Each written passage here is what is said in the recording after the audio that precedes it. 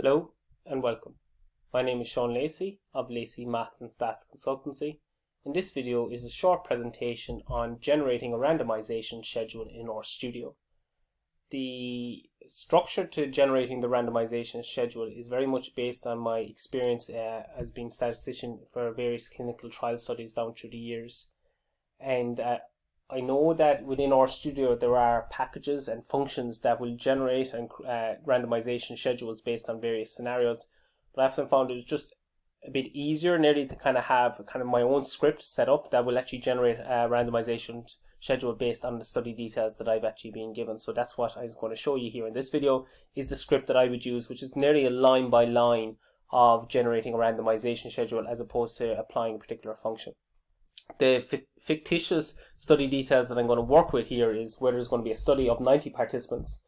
Across the 90 participants, there's going to be 3 treatment arms, and participants are going to be balanced equally across these 3 arms. So there's going to be 3 treatment groups. I'm going to call them group A, B, and C later. There's going to be 30 participants per group. And then also there's going to be 10 blocks. So the participants are going to be grouped into blocks of 10. So there's going to be 9 participants per block.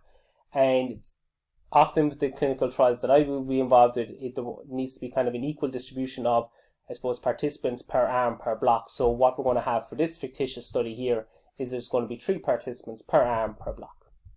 So my first part here is I'm just going to state what the sample size would be, and obviously this is a number that I can change based on, I suppose, the study brief that I would be given. So here I'm looking at a sample size of 90. I'm going to just create a sequence of numbers of 1 to 90. And this is kind of, I suppose, feeding into a participant ID, but it's not exactly going to be the participant ID. This is nearly going to be a tracking mechanism, because through the randomization schedule, or generating the randomization schedule, there's going to be kind of a reordering of participants, and I suppose by having them mapped to an original number of 1 to 90, it allows me to return the participants to the original order that they were in. Okay, so this is just a handy tracking mechanism, line 8 here. Line 9 then is where I'm just setting the number of blocks that is required, and then line 10 is where I set up a sequence of numbers based on the sample size and the number of blocks. So what we're going to have here is we're going to have a sequence of 1 to 10, and it's going to be repeated 90 divided by 10, so 9 times. And that obviously makes sense because we're going to have 9 participants per block. For each participant, I generally like to kind of give them a code, so a letter and a number. So that's what I'm going to do here.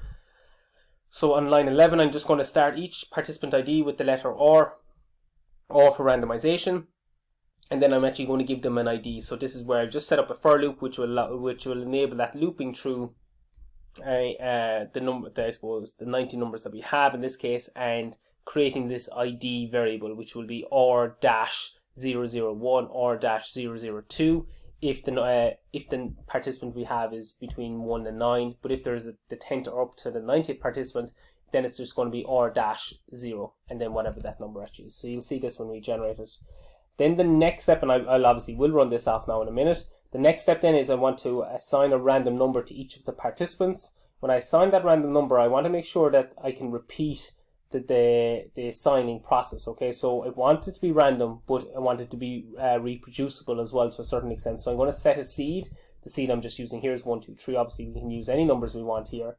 The random numbers I'm selecting are numbers between 1 to 1,000, and then so pick a random number between 1 to 1,000 and do that 90 times, and the replace equals false. Now obviously you can do replace equals true, but it just makes it a bit messier when you're trying to order your participants based on a random number if you have the same random number repeated. So yeah, if you have the random number repeated, so it just makes it a bit easier, not obviously saying replace equals false, and then putting all that information together as a data frame. So there's going to be the sequence of numbers of 1 to 90, then there's going to be the block number of 1 up to 10, obviously each one repeated 9 times. There's going to be the participant ID, so that kind of or dash variable, I suppose, and then there's going to be the random number. So I'm just going to highlight that there at the moment, like this, and let's just view what that is. So I'm calling it a list at the moment. So I'm just going to review here, and so this is what we have.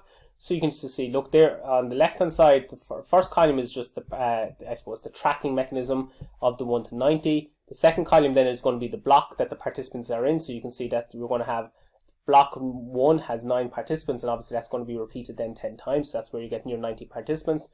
Then we have the ID number, and then there's a random number assigned to them. Okay, now there's a few ways that we can create this randomization schedule. The one that I find quite effective is where I take those random numbers and I order the participants by the random number, the smallest first. But I must make sure that I don't mix up the blocks. So I want to keep the block 1 first and then block 2 and so on like that. So I'm going to create a new data frame. I'm calling it new, and it's going to be of the list data frame where the data is ordered by block. So it'll be block 1 up to 10, and then by the random number, the smallest number first. So I'm just going to run that off here, and I'll view it then so we can just see what this looks like. And this is what we have. Okay, so very similar to the list data frame, except for this one here, we obviously have the blocks are the same, but now the IDs are kind of being reordered, and how they're reordered is based on the random number, so the smallest number first. So that's what we have here. Okay, smallest number first within each block. So when you move on to a second block, obviously it's the smallest number within that second block. Then the next bit then is I want to, I suppose, assign participants to from each group, treatment groups. So there's 3 treatment groups to based on the random number that they have. Okay, so I want to assign them some way randomly as well. Okay, so we're going to have 3 groups. I'm going to call them group A, B, and C later now, but at the moment so I'm going to label them 1, 2, 3. I could just do it 1, 2, 3, 1, 2, 3, 1, 2, 3, and repeat that 30 times, so to speak, or we can mix and do it as 3, 3, 1, 2, or whatever way. And I suppose what I try to get is RStudio to pick the order of the 1, 2, 3. Okay, so here I'm going to set a seed. So again, it's going to do it randomly. It's going to pick the numbers randomly, but obviously I want to be able to reproduce that. Now, just to kind of give an example of what I mean here is I'm taking the numbers asking RStudio in this line here, take numbers between 1 and 3 and select 3 numbers randomly without replacing it. And so if I do something like that, in this case now I haven't set the seed now yet here. I'm just getting back the numbers 2, 1, 3 in this case. Okay, so I want to do this, and I wanted to repeat that then 30 times. Okay, so that obviously gives the 90 numbers. So I'm getting RStudio to pick the order of the 1, 2, 3, to pick it randomly, but then obviously I'm reproducing that here, or so I'm setting the seed so I can reproduce it. I'm using the mutate function then, which is part of the dplyr package, to create this new variable which I'm calling group, and it's going to be mutated onto this new data frame here. So that's this next bit here. That's what we have. Okay, and then next time, and we'll view this now in a second, but I'm then going to assign a label to each of the numbers. So 1, 2, 3, I'm going to call them group A, group B, group C respectively. So that's what we have here. Let's just view this at the moment then. So we're going to view, well, I've called it new here, like that, and this is what we end up with. Okay, so this is obviously messy, but this is not what we're going to have as a final product. So we have our tracking mechanism variable first, the block, the ID, the random number, then the labeling that I'm using, so this group version that I'm variable that I've created, but then I'm just kind of tidying it up and going to be calling it group B, A, and C, and so on like that. Okay, so I don't need all this information in my randomization schedule. If I sent back that information back to a company, they wouldn't be too happy with it. So I just want to reorder it first. So I'm going to reorder it based on the that tracking mechanism, that number, a variable at the start, that 1 to 90. So it's going to be reordered based on that. You can see it there. I'll actually, without viewing it here, I'll just scroll up. You can just see it's gone back to the original sequence then of look 1, 2, 3 ups and so on like that. So that's why I have that. Now there's a few other ways you could do that, but I just felt having one variable to do that is quite helpful. So we are down here then. The next thing then is I don't need all those variables in the that were in that new data frame. So I'm going to use the select function. I'm going to take the results that we have, and all I'm interested in is the ID, the block, and the group. That's all I really want.